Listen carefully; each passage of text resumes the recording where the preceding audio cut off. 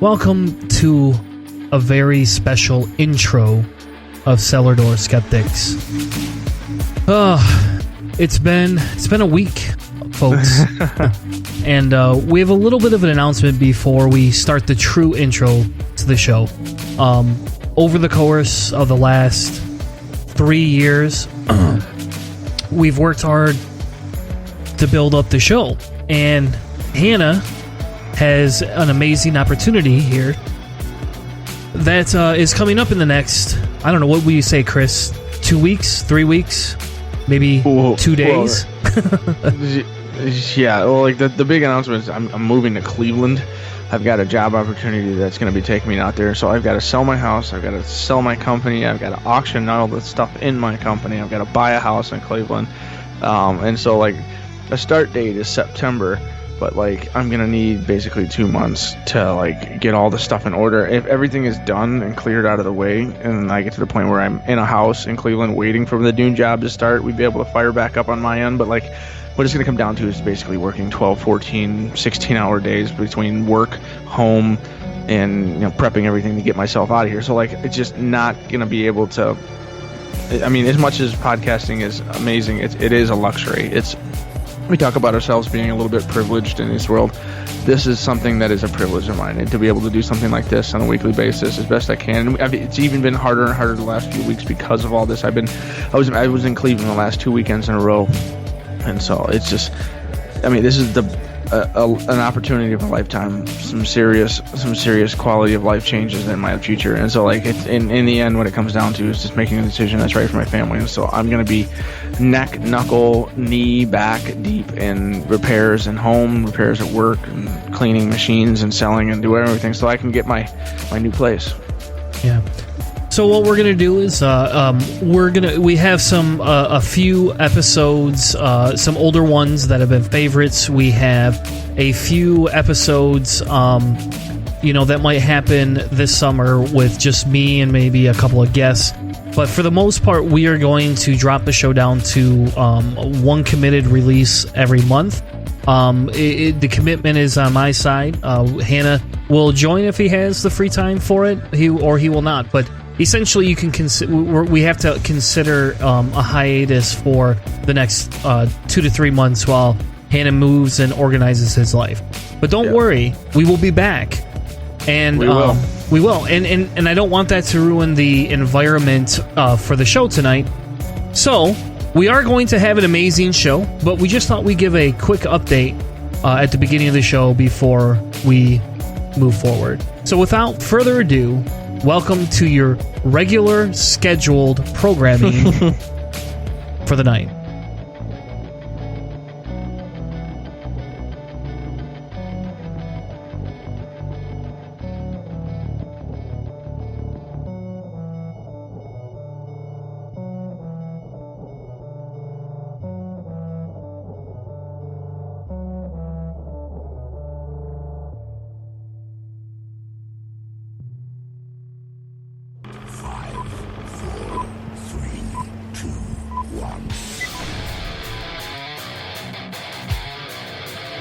Walk with me through the cellar door.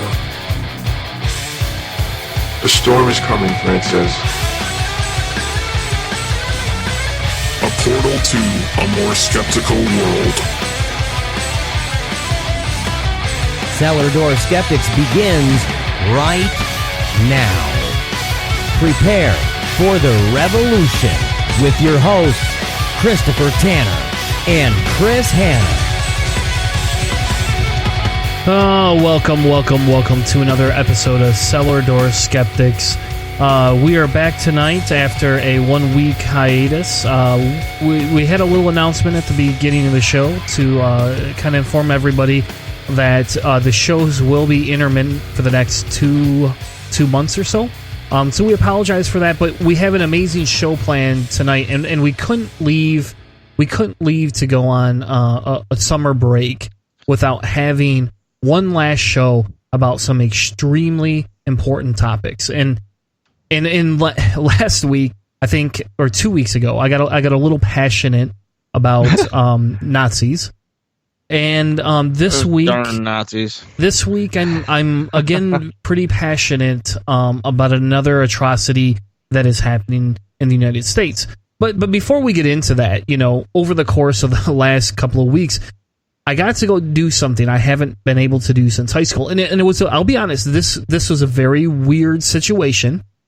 There was a band in high school that I liked growing up called Five Iron Frenzy. A local or Nope, they were not local at all. But they were a main staple band on the Christian band circuit, right? And they're a ska band, in fairness. And as everybody of the show knows, I was in a ska band. And anyway, we spent quite a bit of time, listening to this band growing up with youth group and seeing them in concert and all these other fun things. They did a short tour through Grand Rapids, Michigan, and they didn't come to a church. They didn't come to like an arena. They came to my favorite local bar right now, the Pyramid Scheme. Yeah. And it was the weirdest thing because here, me and a buddy of mine are going to this, right? And I'm sitting here drinking while listening to like a band I listened to in high school, thinking, man, these guys are. I wonder if these guys are even still Christian. Like here I am drinking, music, or not drinking music, but drinking, whiskey and, partaking a little bit. And I'm listening to them and they still sound as good as they did back in high school. And they've dropped some of their overly religious tones. They did play some of their older stuff that had that in it, but they've even dropped that to the point where they're almost a more humanistic Christian, very liberal band. And the lead singer told this story where he was downtown at this local event drinking beer before the show. So it was kind of a fun experience. It was definitely a flashback to the past, and it was a very weird, very weird experience for me to be inside of an event where I seen them play at how many churches before, Well, I mean, so basically they're still kind of like a Christian band, though, right? Yes, they're Christians in a band. I'll put it that way. They're like and not all of them are Christians anymore. Like their message has changed drastically compared to what it was before. Okay, well, because like one of the owners of the Pyramid Scheme, Tammy Vandenberg, she ran for office in Grand Rapids, and we actually talked to her on the show. I'm trying to find the episode number, but we talked to her, and one of the things I remember about the episode is that she talked about the sunflowers that she was growing in her home because she has all kind of connections throughout the city. But anyways, just one of the reasons why I like Pyramid Scheme, just because she's involved with it. She's such an upstanding citizen, but. That's cool. Like this band basically just came back into town just on a small little tour. So it's just like if Bad Religion went on tour and just like showed up at like a local punk scene place and just played a show, or was this like I don't know, like some kind of like church outreach or something, or is it just you just saw it on Facebook? Hey, the band's gonna be here. What's the build up to it? Because this sounds like it's kind of obscure. It was about like 6 to 8 months ago. They toured with another band called MXPX, and they came to Chicago, and I was supposed to go, but I didn't buy tickets, and they sold out right away. And they were playing with Five Iron Frenzy, and it was kind of one of those weird things where it's like, I really want to go because I haven't seen MXPX. And the lead singer of MXPX has basically come out and said he is no longer a Christian at all. But they were playing with this, the Five Iron Frenzy band, and then they released the song, and I heard it, and I was like, man, I forgot how much I like ska music. And now I don't have to be ashamed and pretend like I'm into more nerdy things than ska music now. So like, I don't have to worry about that, whereas before it was, right? And so it was just I liked their Facebook page, I believe, 6 months ago. And it showed up. And then, I get alerts from the Pyramid Scheme. And then I texted my buddy. I was like, hey, it's like a $20 show. You want to go? Or a $25 show. You want to go? Oh, yeah, that'd be fun. We haven't seen a ska band in a long time. It's like, all right, they might have Christian tones. I don't care. All right, cool. He's like, can we still get drunk? Yep. All right, let's go. Yeah, it's not Seventh-day Adventist or whatever. No, they're not that. They're definitely very so, like, liberal. you still have booze at the show. Yes. I would not go. Honestly, I would not go if it was at a church. I actually would not do that. And I would not be able to. I don't think I would be able to still enjoy a band that is overtly preachy like that. I wouldn't be able to do that. It's not in me, you know. Yeah, I think that would be kind of tough too. It'd be like, well, it's like bands like MXPX, they have their older catalog, which is, not quite a Christian, but they were Christian. The lead singer, he's basically openly non-believer now, and like some of the MXPX songs that are pretty good are pretty subversive. The punk nature, kind of like rebelling against everything, but like when it comes to like the rebel version of punk, I always gravitated more towards like Bad Religion or I don't know, we just started like Black Flag, like the Henry Rollins Black Flag and stuff. Mm-hmm. So like I saw MXPX, I saw Bad Religion, I saw Suicide Machines, I believe it was, at Vans Warped Tour a couple times. So like I saw Andrew WK, that was awesome. And so like I know the general feel of like that I guess 90s punk ska stuff. So like this band is right up in there for that kind of music. So like there's a little bit of brass in there with the regular punk instruments, or what? I mean, what's their sound? It's punkish ska. It's very punkish ska, and definitely with instruments. They have a trombone and a saxophone, and God, I can't remember a little bit of Real Big Fish action happening. Yeah, definitely. I mean, it's definitely very ska oriented. That's fun. And that's why originally I liked them, is because the band that I was in high school was kind of modeled slightly after that, right?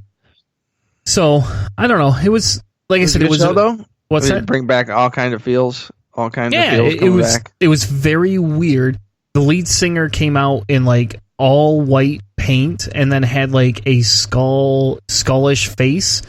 He's very self-deprecating black humor type person, and a lot of their, it's kind of funny because I did do a little research before I went, because I wanted to make sure I wasn't going to walk into something where I had to get a lecture or a Bible lesson or something, because it's just, I know in drunken Chris state, it could trigger something. Does anybody have a podcast and want to testify? Yeah.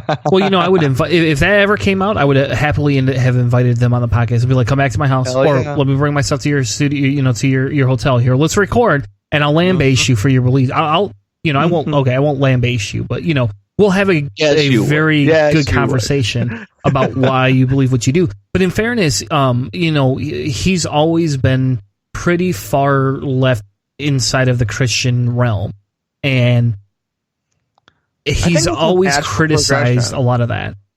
I think it's a natural evolution when it comes to it. Like, you can be a progressive Christian when you're younger, and I really do think the natural evolution of that is eventually to basically gravitate into just full-fledged deism. Thomas Jefferson, Thomas Paine, deism. I mean, I think that's a general destination point when you get to the point where it's just like there's a divine first mover. It's not a guarantee that you're going to move completely out of the faith, but like I really do think that being a liberal religious person when you're younger, the natural place that you'll end up is essentially like organized religion light, or just a deist, a Spinozan. Nature is an amazing miracle. Those kinds of things. Like, I don't know. I see that kind of thing where, like, Dan Dennett always talks about, he says that the evangelicals have to evolve or they will be left behind. There's no question of that. And so we see these evolutions happening when it comes to our government policy and stuff like that. And we'll see if the next couple of elections, if there's any consequences for this, the reversion that we've been seeing when it comes to basic human rights and some of the things that the conservative angle is really starting to hammer in. We're getting their actual feelings now. We're seeing real transparency. It's not hidden behind some kind of political correctness, where we're seeing open rallies against homosexuals and trans people. We are seeing open rallies against Jews and minorities. I mean, lock them up, throw away the key, build a wall. I saw a tweet about removal forces. Trump talking about essentially what would be like a roving papers, please, Gestapo. I mean, there's all kinds of really, really dangerous things that are potentially coming up, and we'll see if the young, progressive evangelicals will move away from that dark place that some of their community are asking for. I can hope for that, but we'll see. Yeah, exactly. I don't know. It was a fun experience. I don't know. It was a fun experience. It was worthwhile, but it is what it is, right? Another thing go ahead. I was just gonna say, do you have like a link or something with some of their music at all? Like just like a tag, just like a something. Okay, yeah, I'll throw a link to their website right in the description as the first link for the show. Cool. Then we just click on it and go listen to.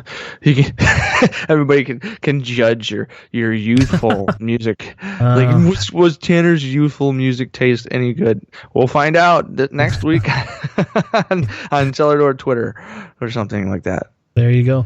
Yeah, I don't know. It's definitely, if you don't like ska music, you will not like this. Like, I actually listened to some ska last weekend when I was in Cleveland. There was a band that had a female front that sounded like No Doubt, and my daughter was bouncing around because we took my youngest to Cleveland because she couldn't be away from mom that long. My oldest got to stay with Nana and Papa all weekend, and so we got to the hotel downtown Cleveland, and there's like, hey, there's a night market with music and street food. And we're like, all right, well, if we're gonna move to this town, let's see what they have to offer. So we just dove in, walked down the street, and checked it out, and it was awesome. But like they had a band playing the only thing I can describe was like kind of a mixture between Sublime and No Doubt, and a little bit of like newer electronic beats. It was I don't know. I was having a blast, and the little one thought like there was the loudest music she ever heard. It was pretty cool. Yeah, that's awesome. So for the first kind of topic, and we don't have to spend a lot of time on this, but I thought it was kind of relative to our show. Illinois legalized marijuana. I saw that. Like just full on recreational? Yep. They are the 11th state to do that. And again, I don't think this is I don't know. I don't think this is a big surprise, right? You know, they talked about doing this last year. And it's not been it's not something that, you know, we didn't know could have happened, right? The governor that was campaigning basically promised it, right? Yeah, part of his campaign, or her, was it her? I can't remember who the governor of Illinois is right now. It's J.B. Pritzker. Okay. Well, they basically that was part of their campaign, is that this is something that if it came across their desk, they would vote for it. Yes. Yep. And that was kind of, you know, that was the neat thing to some extent, right? You know, is they wanted to do certain things and, you know, essentially allow people to possess cannabis for recreational use. And they were bypassing the whole medical project. They're basically saying, here you go. This is exactly what we want. And they're skipping medical marijuana trial period and going straight to just legal everywhere and everything. Cool. Yep. Yes. They also have been talking about, you know, essentially trying to overturn convictions based on it. So they should. I mean, that's one thing that everyone should. All of the states should. I know that Dana Nessel in Michigan's been working on that too. It's like all of the convictions that were absent violent crime or absent like human trafficking or any kind of like major trafficking. So like if you were in possession or if you were caught using, those would be the ones that would be essentially instantaneously vaporized and you would be set free. It's the ones that had like some other nastier crimes attached to them that wouldn't be. Exactly. And, you know, I thought it was worth mentioning, you know, it doesn't need to be a main focus of the show. And I only say this because you're seeing a trend, you know, in the States that are changing and people are now becoming, you know, more open to the idea. You know, you have the whole West Coast basically has legalized it. Alaska has legalized it. You know, the medical and decriminalized states are now becoming, you know, even more prominent. Essentially, there's, I don't know, 1, 2, 3, 4, 5, 6, 7. There's like 14 or 15 states left that it remains fully illegal in. You know, now outside of Indiana, for the most part, where those states reside. Of course they do. They're below the Mason-Dixon line. or like Idaho, where it is specifically, religious out there, stuff like that. Yeah, it's not too much of a surprise. So one of the things that I'm curious to see when it comes to like legalization, like these kinds of states, like if you ask the leaders of these states, in most cases they're kind of like, nah. But if you ask the people in all of these states, the people that those leaders are supposed to adequately represent, you see across the board, nationwide, medical is, I think it's at 70% or at least close to it. And then full-on legalization, last I heard, was over 50%. Like, the people in the country have made the decision on this. Like, essentially the argument that a lot of the people that are representatives or people who've been in office are making is that they know better. They've been in office. They are more responsible. They know better than the majority. So one of the things they talk about for our government is the way it's created is it's a democracy republic that is designed to protect the minority from the majority, in so far that it allows everybody to have a perspective, but it also doesn't allow the a rule by minority or rule by majority to the point where it's unchecked and unbalanced. And so, like, there's a lot of different layers in there, but I really do think that at the level that we are at, we should see more representatives and more support nationwide for this type of bill, and we're seeing it slowly. But I think this is an example of that slow ebbing away at that crazy. What was the movie? Marijuana Panic or something. Like, there was the dude was playing the piano and losing his mind. Reefer Madness. I've watched that movie before. Not sober either. I honestly think that it's like an antiquated thing of the past. That if you asked people under the age of 30, they're like, yeah, it's weed. I don't know. When people have cancer, they take the pills. It helps their appetite. What's the problem here? I don't understand. Like, there's a changing of the guard that's happening, especially with this, that I don't think even the conservatives can hold on to. And so I think they've picked their battles. In Michigan, I know they did, because this is something that the legislature changed what their strategy was, and they didn't want to put it up to the legislature, and they wanted to go ahead and just go to the ballot and all that kind of stuff. Like, they really have changed their plans, and conservatives are picking their battle. And apparently they've picked abortion as their battle. They've kind of just said, listen, we're going to lay off marijuana. We're not going to make that a big deal. States start legalizing. Even the president recently said, like, a national legalization isn't something that he would oppose. Like, conservatives are kind of moving on past the prohibition of panic and fear on that. And it's nice to see that a state that a lot of people probably think is relatively conservative is starting to move that way. We're starting to slowly work our way down south. Hopefully we can bump up a few IQ points on average and maybe educate people on it's not as dangerous or crazy as everybody was told in the 60s and 70s. Exactly. But that's not really the main focus for tonight. While I'm all for legalization and I'm excited that we are getting past the point. Ohio should be next. Yeah, good luck with that, buddy. Ohio's pretty far in the past, man. I told my boss, like my new boss that I'm gonna have. I told him, I was like, my friends are laughing at me. He's like, what are you talking about? And he's like, I told him, I said that I'm leaving Michigan as soon as they legalize marijuana. He's like, you can pass a drug test? And I was like, yeah, I don't smoke at all, but like, it's gonna be legal really soon, to the point where like it's available, because essentially it's legal now, but you can't like just go to the store and buy it. And he was like, well, because he lived in Michigan, and he's like, yeah, I don't know, it wasn't that big of a deal back when I was a kid. And it's like, God, come on, man. But well, you're moving to a state that basically has one of the most restrictive policies against women's health. I know. And so I may actually be an important voice in the near future. Like, this could be something that we can mobilize a few things.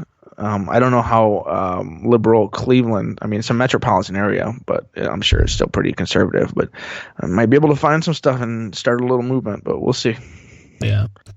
Well, one of the main topic I really want to have a conversation about, and is going to be somewhat political, but this is more of an emotional discussion, and it's I'll be honest, this is a very hard conversation. Something I can't even believe that we're here having to have this conversation as one of the first world nations, and one of the big things for me is we're coming into election season, which it's already started. People are, there's the Bernie's in it, and we're not going to have this conversation tonight, but Bernie attacking Elizabeth Warren passive aggressively, and it's disgusting what's already happening.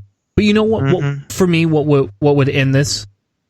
The person or the political candidate that comes to the table and says, "Hey, I support all these things, but you know what I'm going to focus on right now? I'm going to focus on immigration policy, and I'm going to focus on making sure we get rid of these camps that we're putting people in, making sure we stop separating children, making sure people stop dying trying to come into this country."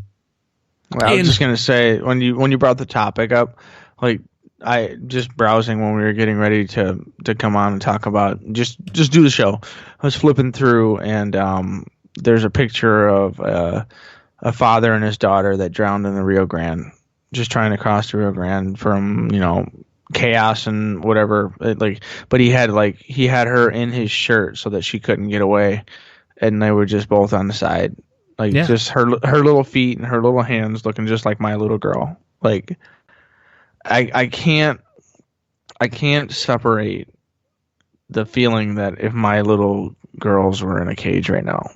Like, they were saying that there's 4-month-olds that are in cages, and there's 6, 7, 8-year-old kids that are trying to help those little kids.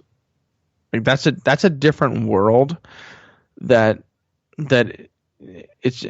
not something that we need to make sure that the United States is safe. That's not something that's part of that. That's I understand the adults.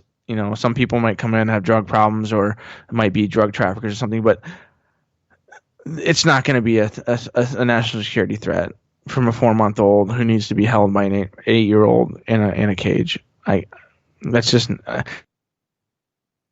it's disgusting. I'm assuming that's probably what drove you to your perspective on this. It just hurts to watch this stuff, man.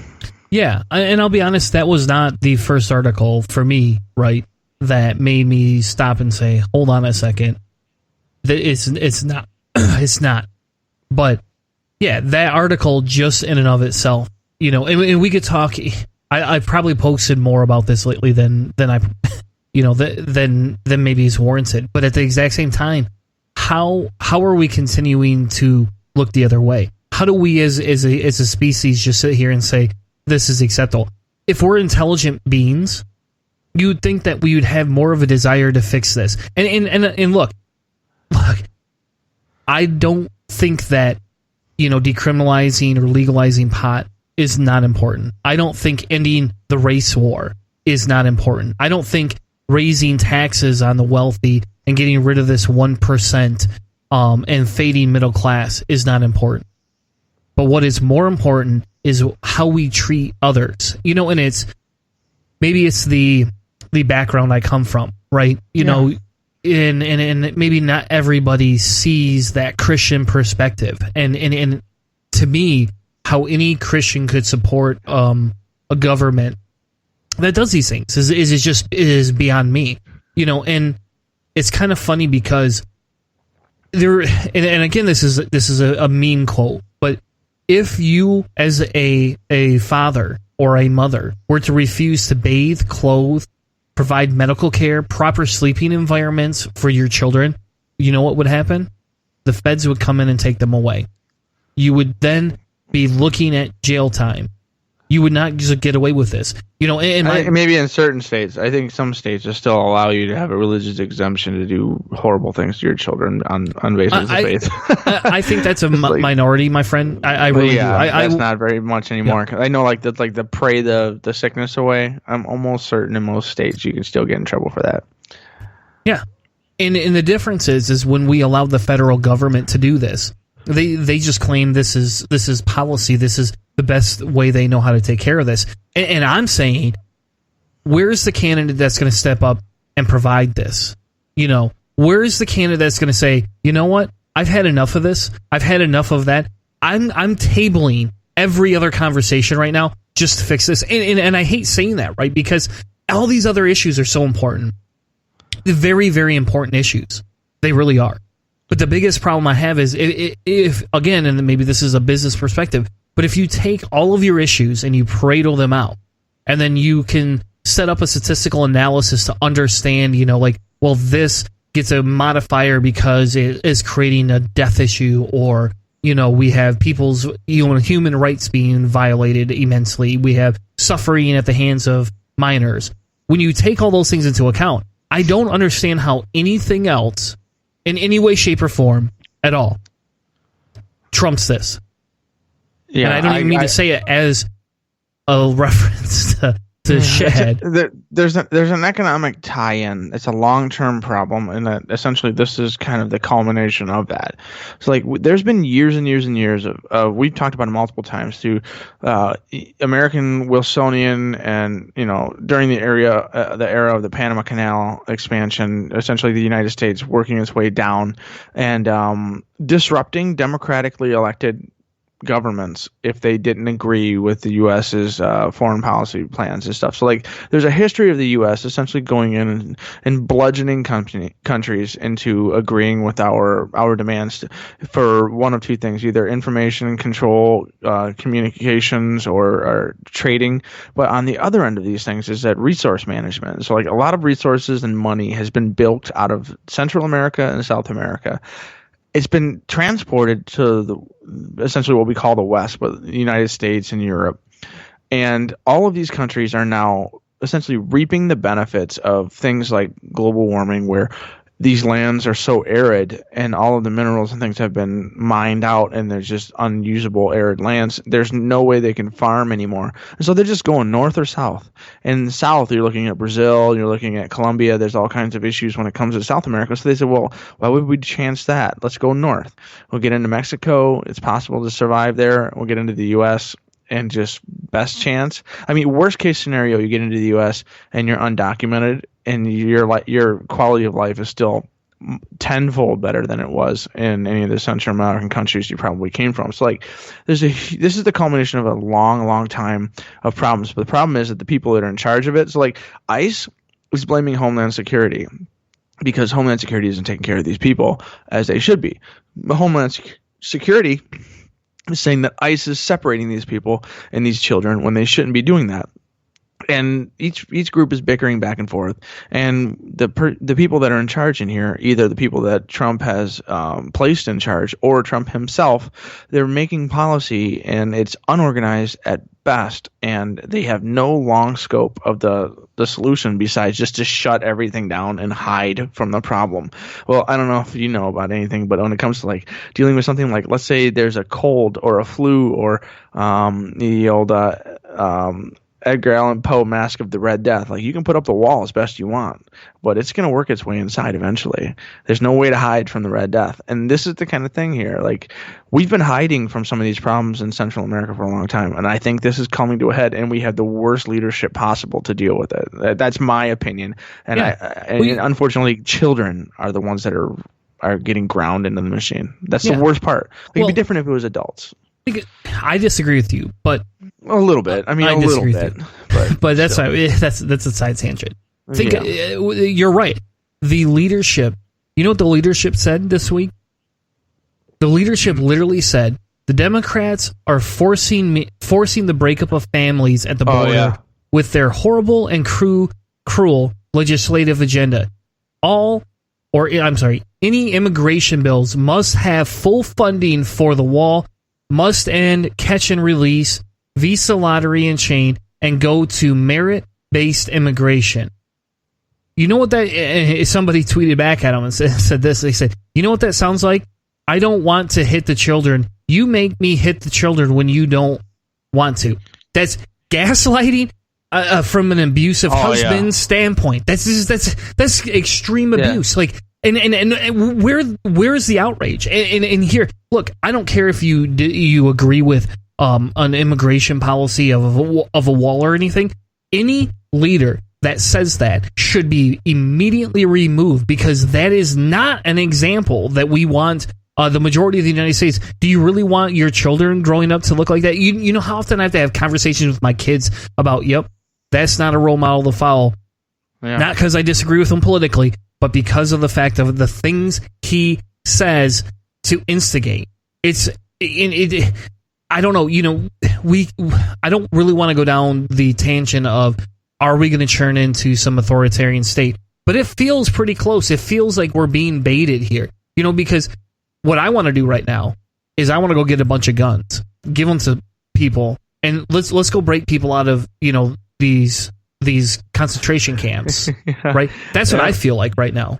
And yeah, it's a risk to my safety, and yeah, it's probably not the most logical way to attack this, but that's how I feel. And I'm saying is, if we get pushed to some point, they haven't taken guns away. There's lots of liberals that own guns. This could turn very disastrous if it continues.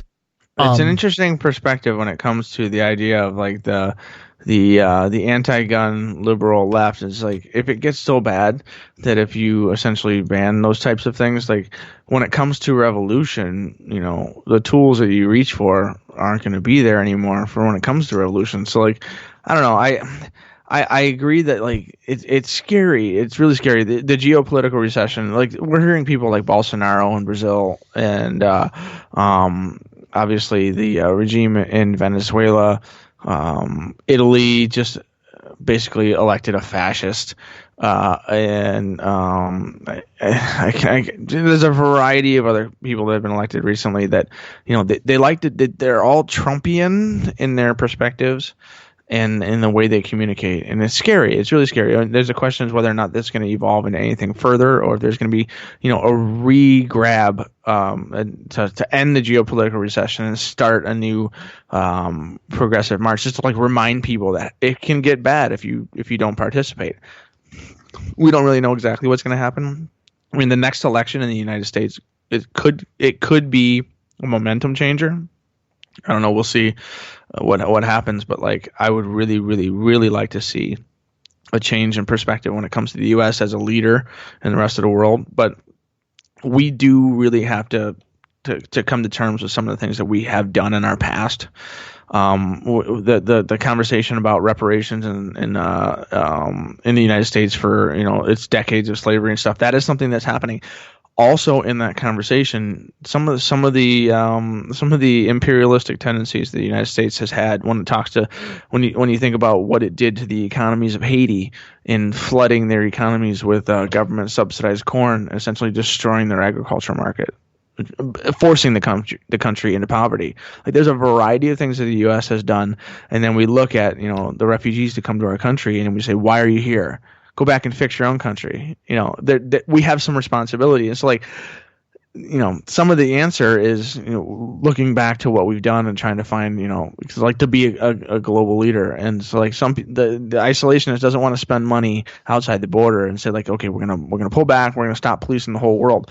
But we do also have some responsibility to repair some of the mistakes we've made. And so like, you can't quite just cut it off. I don't know. I would really like to see what some of the best economists and stuff would say is like the best method to build up the countries that are currently hemorrhaging people.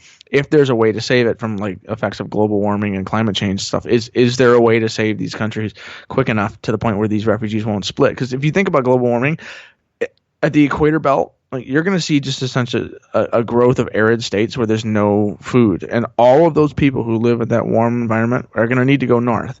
And so all of the places like the south of the Americas, Italy, Greece, Spain, all of those places are going to just start absorbing humans, because that's everybody at the equator is going to start moving up, and then obviously south as well. And so like the South America, Africa, Australia, all that kind of stuff.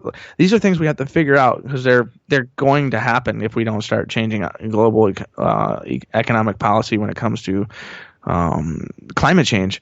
And as much as it's terrible, like we'll see these kids getting trapped in this situation more and more. It's going to get worse. I don't know if you've ever seen the movie Akira. That's the whole point. Like, the flashpoint for that movie is refugees taking over Neo Tokyo that are coming around.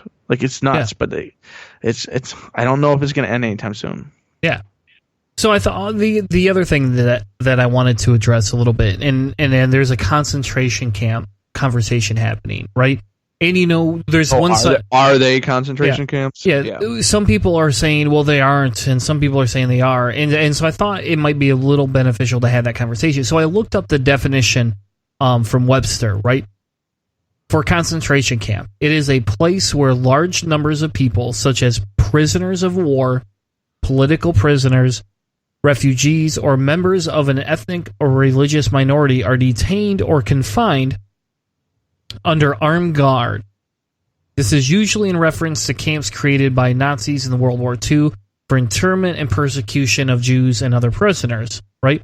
So then I went ahead and I said, okay, let's look up persecution. And the act or practice of persecuting especially those who differ in origin, religion, or social outlook. The condition of being persecuted is harassed or annoyed. So I would wager to say we are persecuting people because they are coming from a different country and because their beliefs are different. They believe they should be able to cross the border and get some help, and we believe they should just stay where they are and not make America new again. We should make it, old. And another definition, right? And this one's a little bit, there's a little bit more to this one. This is more of an article, right? But I pulled up the Encyclopedia Britannica, right? And they talk about concentration camps as internment centers for political prisoners, members of national minority groups who are confined for reasons of state security, exploitation, or punishment, usually driven by executive decree or military order. Now, I won't say these people are being put into these camps to be punished, right? But they are to some extent, right? Trump, we just heard Trump basically say, you're forcing me to do this. You're forcing me to punish people and put them here because you won't give me what I want. Well, that's punishment. I actually think the Trump plan is to punish. Like, I think the Trump plan, all of these things are a deterrent. Like, they've said this multiple times. Like, if they didn't come to this country, their children wouldn't be taken from them. You know what I mean? Like, if a whole family comes to the U.S., we're not going to take their kids away from them. They can keep their kids. All they have to do is just not try to get in the United States. It's a deterrent to say, if you come here, we will take your child from you, and we will do all manner of things that'll probably be, unsavory. And so people are like, oh, I don't want to go there. The risk is too high now. It's dangerous. The whole plan is to make it a deterrent. Like, it really is. So like I would say that he would qualify more so that this is an intentional plan. This isn't something where they're just like, well, we should just all these people are coming in, we organize them. They're unorganized, and it's too difficult. Like, one of the things that you had in your definition is refugee, and I think a definition of refugee would be important in this as well, because that's kind of a sketchy thing. So like, the people that are coming across, there's like, oh, they just want to come here. They're leaving a country that's okay, but it's better here, so they just want to come here. That's the reason they're coming here, and they shouldn't come here because they don't do it the right way, and so they're illegals. I would argue, the term refugee, a person who has been forced to leave their country in order to escape war, persecution, or natural disaster. The natural disaster and the war thing, and even some persecution when it comes to the gang violence, when it comes to essentially unfarmable arid lands, and then war. I mean, civil war, because when a country gets so poor, you essentially have a group of people who are fighting to see who gets to take over all of the resources. All of those things are happening at a perpetual stasis in all of the Central American countries that have been mentioned throughout all of these situations. Like, all of those things are valid. All of the people that are coming there could very easily be categorized as refugees. And so a refugee itself, under the United Nations resolutions, essentially say that all countries have to accept refugees. This is one of the reasons why the UN has been fighting or how the European Union has been having so many difficulties with the refugees coming out of Syria, Lebanon, and Libya and all that kind of stuff. Like these are real problems. They're legal problems. And what the U.S. has done is essentially declassify these people. They are not refugees, and so by doing that, they do not have asylum. They are intentionally coming here, even though home is great. It's just fine. They could stay there if they wanted. Like they don't have to leave it to survive. Essentially, that's what the Trump administration is arguing. And I think you and I would disagree because the places that they're coming from are almost unlivable. They really are. Yeah. I mean, the question becomes, is it a first world country? That's just really our first question. If the answer is no, then they obviously have worse living conditions than us. Though, I mean, in fairness, we didn't treat Puerto Rico very well either. So, no, we didn't. I mean... So how are we treating countries that aren't part of the United States? Because worse. Let's face it, Puerto Rico should be a good state, period. Yeah, I agree. Yeah. And here's another thing, too. And this is, when people want to hesitate on calling these concentration camps, I understand why, because we don't want to minimize that portion of people's lives. That's not proper. But yeah. According to definitions, this is exactly what it is. And there's a report from the New Yorker where they actually were in Texas at a facility. And here's really the whole article is worth having a conversation about. But here's a short clip of that article, right? And I actually saw this in another article on Vox, and I was like, holy crap. I did not know this New Yorker article exists. It never showed up in my feed, sadly enough. And then I sat there and spent, an hour reading this.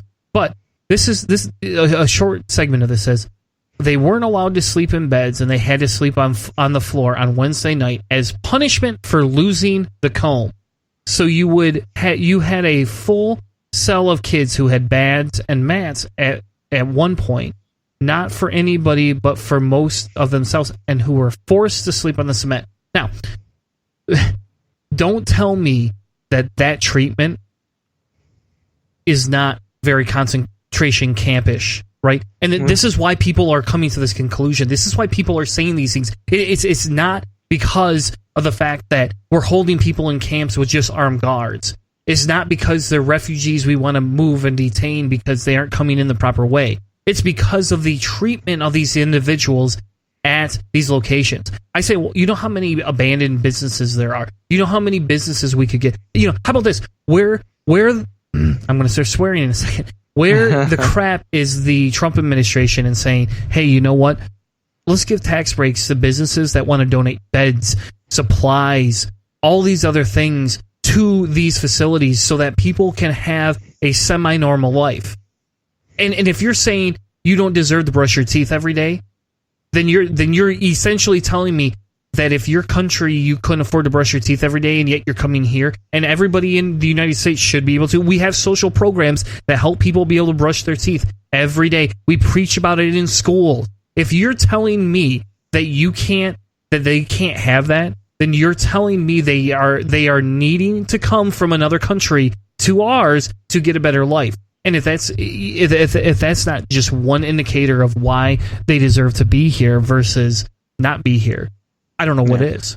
Well, here's an interesting example. So, like, just when you talk about, like, okay, legal or not legal, people are coming to the border and they're amassing there, right? So there's just people there, and they want in. People are arguing whether or not they should be in. Nobody's really certain. I mean, let's face it, a bunch of people are certain, but government isn't certain exactly how to take care of all of this difficulty. Exactly. There's a guy who was there, who was giving them water, no provisions, whatever. He was arrested and was potentially looking at 20 years in prison for giving migrants food and water. Recently, the case was ended in a mistrial.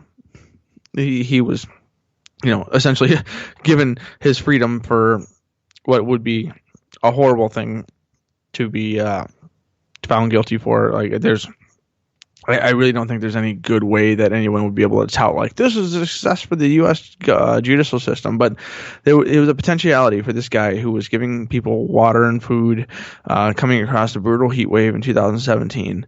And in 2018, he was just helping people. He was giving them food and water. He wasn't helping them cross the border. He wasn't, giving them asylum in the U.S. He was just, there were people around. He gave them food and water. He was arrested, and he was facing 20 years in prison. Like, that's what our judicial system does, just to people who are trying to help poor, hungry, thirsty people. He wasn't helping them across the border or helping them with anything. He was just helping keep people alive, and that's what we did. So, like, there's a draconian pressure that they're looking to try to do here. It's like they really want to make this, don't come anywhere near the border because you won't be able to get any food. It's possible your kids will die.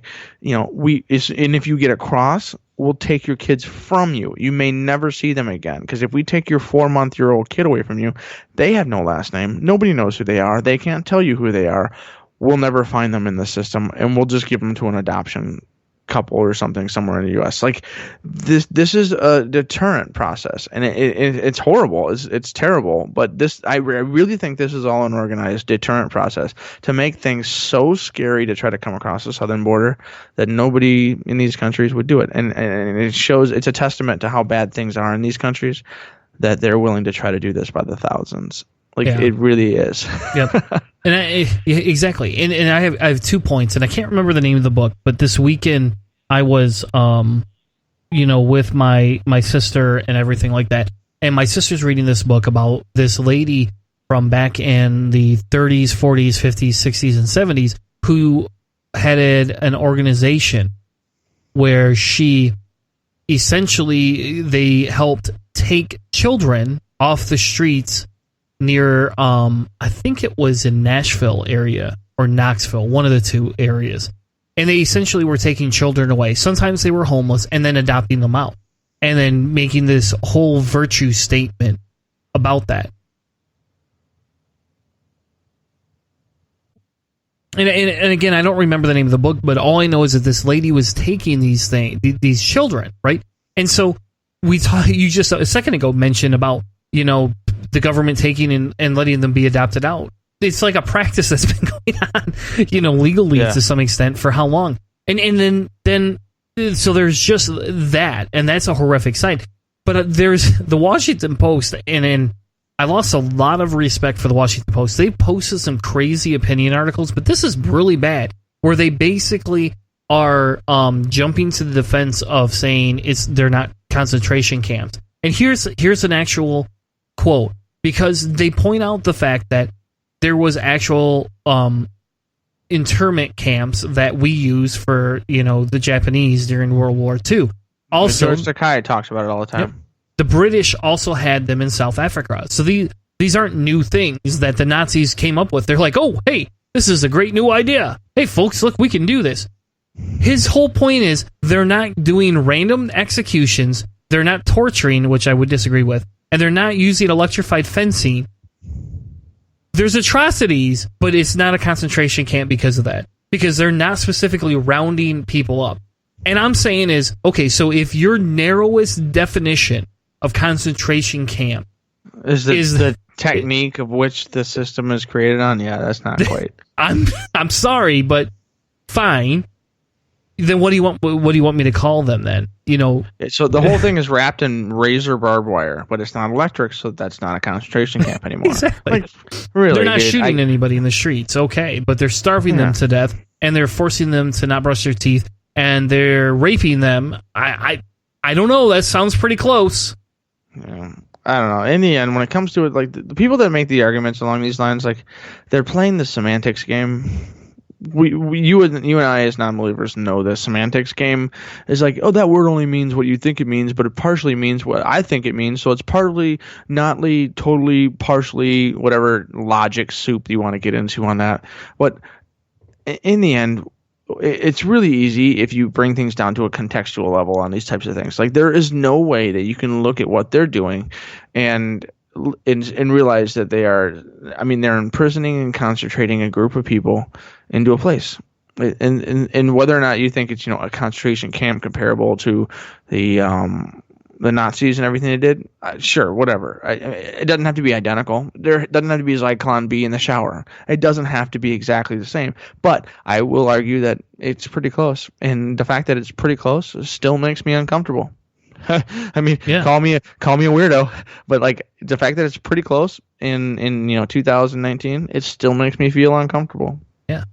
So what can you do? We could debate for hours about concentration camps or not concentration camps. I mean, how about this? The person, AOC, right, is and everybody gets weirded out by that nickname, I guess. Maybe because I don't know why, but people don't like when we call her that. But who was at the border last year or the year before, right? Who was doing these things, talking about these things well before she was elected? Warren and Sanders, anything? No. Alexandria Cortez was actually physically at these camps before. She's people wanted to call her out, right, because of her, her being very vocal about it being a concentration camp. But you want to know something, folks? She was down there well before any of this happened, and we're not talking like a month or 2 months or whatever. We're talking over a year ago, before, like when she first started hitting the campaign trail. She actually went down there. They have a video of her doing this. Yeah, I know. I saw it. She's like crying at the border. And while, okay, fine, maybe it's a political stunt, maybe it's all these other things, maybe it's not. There is some humanistic value here. But I'm telling you, and I'm telling everybody, that you can be as upset as you want with her calling it a concentration camp. You could disagree with her, but she's been down there doing things, trying to rally, trying to argue against these things over a year ago. Mm-hmm. So this isn't some new political bandwagon she's jumping on. This is her actually going after saying, hey, you know what, I was down there, and now I'm just being more vocal about it. Yeah, and she's basically responding to the recent findings of the lawyers that went through a bunch of the detention centers. So there was a report that was put out by, I think it was like 5, 10, 15 lawyers that were legally allowed to go through everything, and they were the ones that made the disclosures that I think it was there was over 100 kids in spaces that were allotted for 40 or 50, something along those lines. They were overcrowded into areas with literal and no sanitation. It's in the way I heard it described was, imagine a drunk tank in your local police office. So the place where people that are at the end of the day they're drunk, they just get thrown into this room. So it's a square room with fencing around it. It has an open toilet in the middle.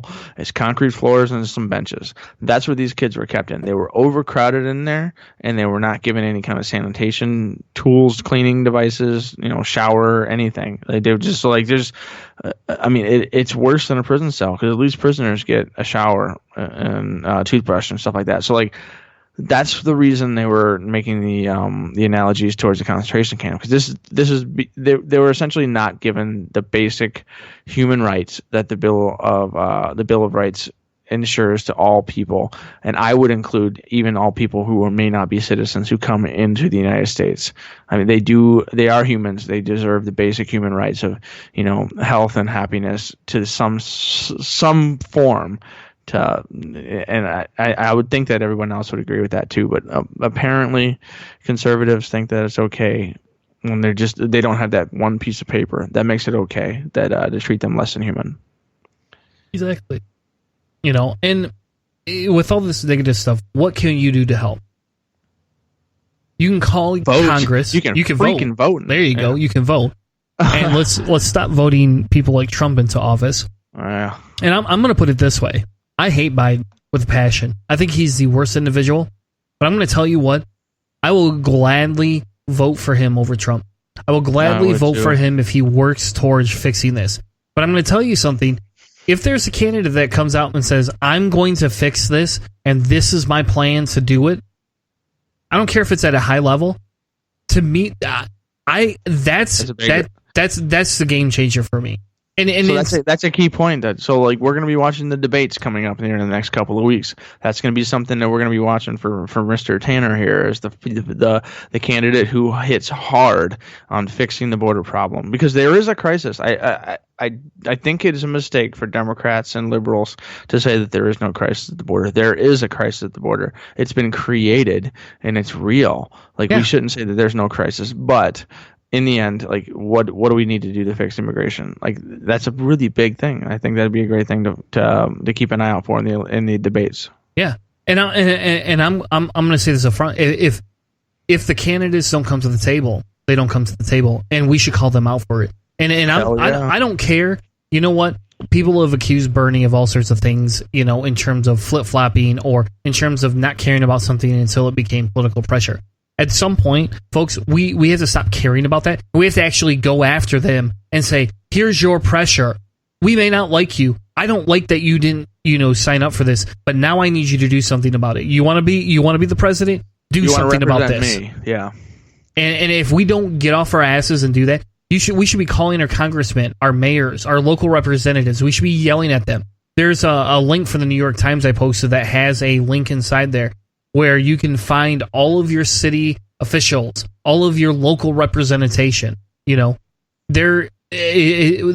disgust that it is out there is beyond me.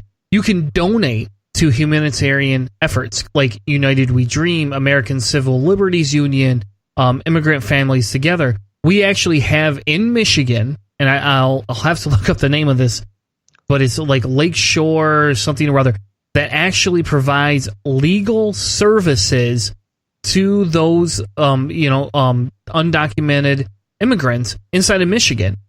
And we talked to someone who was doing something along those lines too. Like it was one of the people that we talked to for the election or something said they were offering something like that. Yes. Like there's tons of free services to help connect people who need it, and so you could fund those too. That's awesome. Yes. And there's the excitement I had is, and I told them if they want to come on the show, I'll be happy to interview anybody from their team on our show, because to me that's the most important thing. You can donate. You can also inform yourself. You can go out. You can read articles. You can start posting about it. And some of me says is why don't we just land-based social media for the next, I don't know, let's say the next month. Stop posting baby pictures or dog pictures or family pictures. Only post things about how much you want to destroy those that are treating people illegally. And tag a candidate or a representative in every single one of those. Yep. Like literally tie into their social media, because one of the things about like the new campaigns and stuff that looking at the Sanders campaign did in 2016, like the strength of social media is a massive thing that these candidates are now actually paying attention to. So if enough people tag a candidate, if enough people hashtag a candidate, eventually they will have to do something about it. Like if you look at some of the things that Beto O'Rourke was dealing with from the backlash that some of the social media stuff that he said when he's like, well, I'm out doing this stuff and my wife's at home raising the kids, and everybody's like, screw that, man, that's bullshit. You should be taking care of your kids too. This isn't like this patriarchy.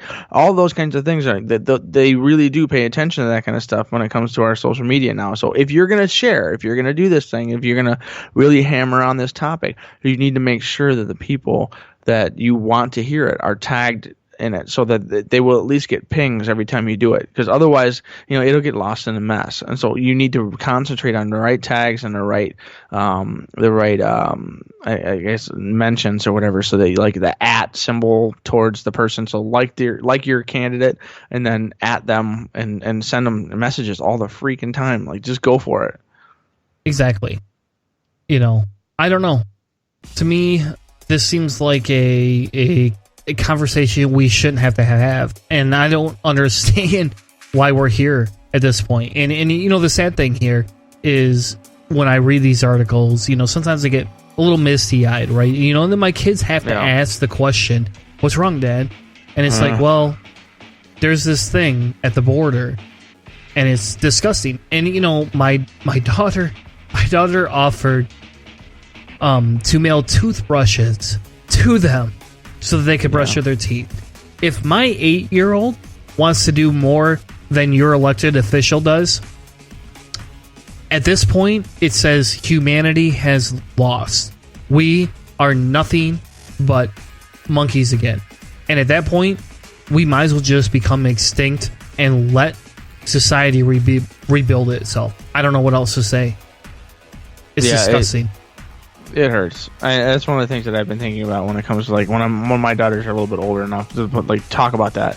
But like in all reality, like what you just said, like when an 8-year-old is more passionate and more humanistic than a 50-year-old representative, we're looking at waiting for the changing of the guard, waiting for the new generation of young people who can say, okay, yeah, we get it, but we're gonna help the people who need help. We'll deal with the other stuff when we need to, but we're gonna help people. It's like the recent things that they've been talking about with there was a $1.6 trillion tax rebate in the last recent tax plan. That was essentially the tax break that was given to all of the corporations and people who got tax breaks. And Bernie Sanders recently posted, his new plan. It would cost $1.4 or $1.3 trillion to cancel everybody's student debt.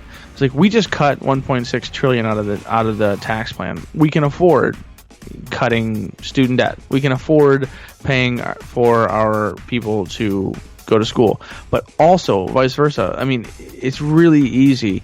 So you don't have to maybe completely cut student debt. You can do half of it, reduce the rate so that students can take out loans at the same rates that the banks do, whatever kind of modifications to that. And you can add taking care of people coming into the country who really do need your help. I mean, we can treat them like people, treat them like humans. Let's deal with the legal process, as is needed. Let's say it's backed up. Okay, we'll hire more people, and we'll give people jobs. The politicians love to give people jobs. Let's give lawyers jobs. Let's educate people to be lawyers and give them jobs at the border to see if people really do need help. Whatever. There's got to be a better way than putting people in cages in 2019. I don't know. Exactly. Well, I don't know. Thank you for the amazing experience, Hannah. We wish you all the best as you make your move to Cleveland and enjoy your life. I can't guarantee we'll be back next week, but I'll be doing something or releasing something at least once a month coming up here. Thank you all so much for joining us in Cellar Door Skeptics. We'll be back at minimum in a month and back permanently again within the next 3 months. Thank you all so much and have an amazing night. You've been listening to a presentation of Cellar Door Skeptics. Check us out on Spreaker. CellarDoorSkeptics.com. You've been listening to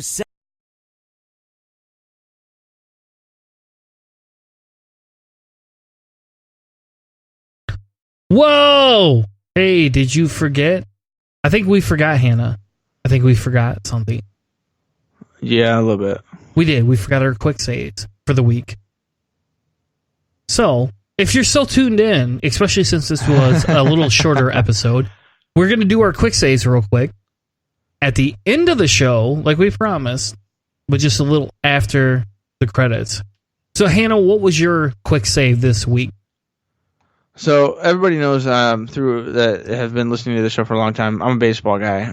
Played baseball in college. Played baseball lightly and semi-pro. I love the sport. Love watching things happen. Don't have any crazy super alliances with anything. But University of Michigan baseball is in the College World Series right now. They are tied 1-1 with Vanderbilt. There will be one more game to win all of the marbles. For the entirety of the World Series for college baseball. It's a big deal, big game, because an American North team is going against Vanderbilt, I believe, is Tennessee, and so they're considered a Southern team, because like us Michigan boys, we play in the mud, we play in the snow, and they're usually we're not playing at all in the winter, so like we're considered usually not a contender for the big game because the Southern boys can play year round. But my quick save is during the tournament there was a young man who was sliding into third base and he realized he was too far away from third base when he dove in towards third base, so he stuck his arms out to try to give himself a little bit of a push, and the whole thing turned into basically him driving his face into the dirt. It's one of the like the highlight reel moments that you'll see on ESPN. I included the link. It's just a GIF, and it's glorious. This poor guy. A quick consolation to him. He will be forever remember this. But when I was in Little League, I slid too late into third base, and I stopped myself on the base with my face, and so I peeled all the skin off the front of my nose on third base.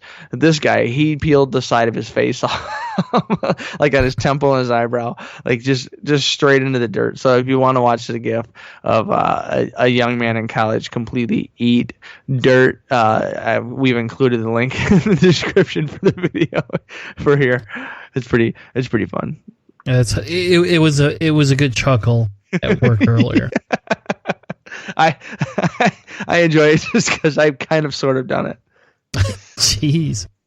My quick save of the week was a article from PBS about a swimming school of 50 million year old fish caught in the act.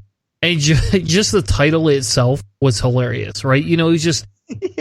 I'm sorry, just like caught in the act, 50 million year old fishes swimming. I thought it was cool. Essentially a throng of small fish, met their untimely end all at once at one specific time, and they were preserved in history, and somebody found them. And I thought that was really cool because, how often do you get to see something like that, right? Outside of the Cambrian explosion and all the like sediments that they found, not that often. Yeah. And so I thought it's a short read. It's very neat, but essentially the theory helped pan out crucial evidence of collecting behavior in an ancient and extinct species. And I thought that was really cool because you can kind of piece together some of these things and you can get a soft correlation between what we see in evolution and adaptation now versus what happened millions of years ago. That's cool. I love that kind of stuff. Just more evidence for evolution and more evidence that the Earth is older than 10,000 years. Take that, Ken Ham. I never get tired of rubbing that in his face. Yep. Especially with the failure of the Ark Encounter. Can't help it. Did you see the highlights recently? It said like man who builds $100 million Ark angry that like nobody comes to see it, or that like it yells at climate change or something like that. Like it's just like he's been doing some crazy stuff to try to drum up attention. But you know what? I prefer the scientists bringing out new studies and new discoveries like this. This is way more entertaining to me. Yeah, exactly. Thank you all again for joining us at Cellar Door Skeptics. We'll be back sometime this month and permanently in 3 months. Thank you all and have an amazing